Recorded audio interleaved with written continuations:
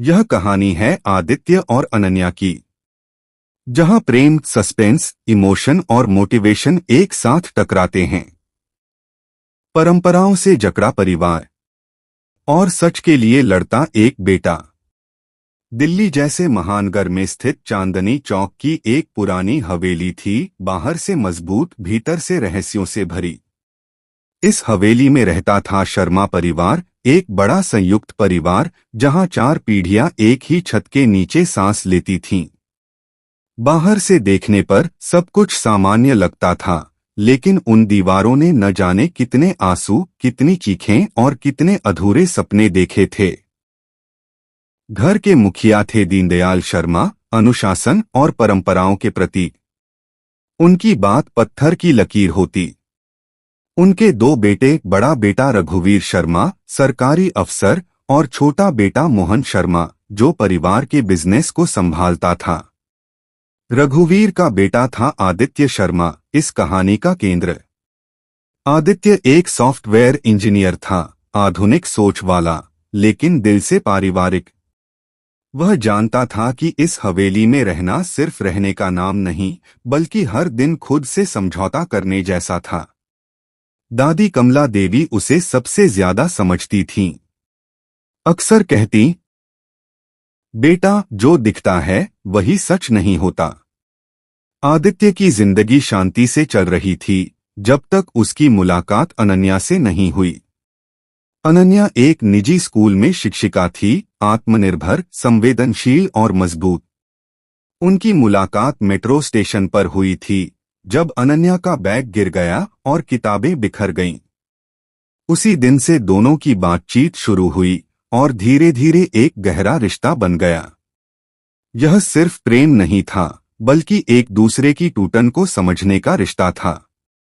अनन्या ने आदित्य को सपने देखने की हिम्मत दी और आदित्य ने अनन्या को भरोसा। लेकिन यह प्रेम कहानी इतनी आसान नहीं थी। जब आदित्य ने परिवार में अनन्या का जिक्र किया, तो घर में सन्नाटा छा गया। दीनदयाल शर्मा ने साफ कह दिया, इस घर में प्रेम विवाह की कोई जगह नहीं। अनन्या की जाति, उसका साधारण परिवार और उसकी स्वतंत्र सोच, सब कुछ इस संयुक्त परिवार की परंपराओं के खिलाफ था। इसी बीच हवेली में अजीब घटनाएं शुरू हो गईं। रात को किसी के रोने की आवाजें, पुराने कमरे का अपने आप खुलना और दादी कमला देवी का अचानक बीमार पड़ जाना। दादी अक्सर बड़बड़ाने लगीं, सच बाहर आ रहा है, अब इसे कोई नहीं रोक सकता। आदित्य को शक होने लगा। वह जानना चाहता था कि आखिर इस घर में छुपा सच क्या है। एक रात दादी ने उसे अपने पास बुलाया और कांपती आवाज में बोली, इस हवेली की नींव एक झूठ पर रखी गई है। तुम्हारे ताऊ नहीं, बल्कि तुम्हारे पिता इस घर के असली वारिस नहीं हैं। आदित्य सन्न रह गया। दादी ने बताया कि वर्षों पहले संपत्ति के लिए परिवार में षड्यंत्र हुआ था। असली कागजात छुपा दिए गए और एक निर्दोष इंसान को हमेशा के लिए चुप करा दिया गया। वही दर्द, वही अपराध आज भी इस घर में जिंदा था।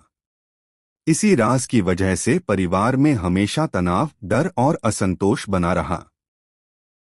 उधर अनन्या भी टूट रही थी। वह आदित्य से कहती, अगर तुम्हें मुझे चुनने के लिए खुद को खोना पड़े, तो मैं तुम्हें नहीं चाहती। आदित्य पहली बार समझ रहा था कि प्रेम सिर्फ साथ होने का नाम नहीं, बल्कि सही के लिए खड़े होने का नाम है। दादी की हालत बिगड़ती गई। मरने से पहले उन्होंने आदित्य को पुराने दस्तावेजों की जगह बताई। जब आदित्य ने वो कागज निकाले, तो सच्चाई सबके सामने आ गई। पूरा परिवार टूट गया। दीनदयाल शर्मा पहली बार झुके। उनकी आवाज भर्रा गई, हमने परंपरा के नाम पर पाप किया। सच सामने आने के बाद हवेली में जैसे हवा बदल गई। डर खत्म हुआ, खामोशी टूटी। आदित्य ने परिवार से कहा, अगर यह घर फिर से परिवार बनना चाहता है, तो उसे सच और प्रेम को अपनाना होगा। अनन्या को घर बुलाया गया। पहली बार उसे इंसान की तरह देखा गया, बोझ की तरह नहीं। दादी के जाने के बाद आदित्य और अनन्या ने मिलकर हवेली को बदल दिया। पुराने डर की जगह विश्वास ने ले ली और परंपराओं के साथ इंसानियत जुड़ गई। आदित्य ने अपनी नौकरी छोड़कर बच्चों के लिए एक फ्री कोचिंग सेंटर खोला, जहां संयुक्त परिवार के बच्चे भी साथ पढ़ते।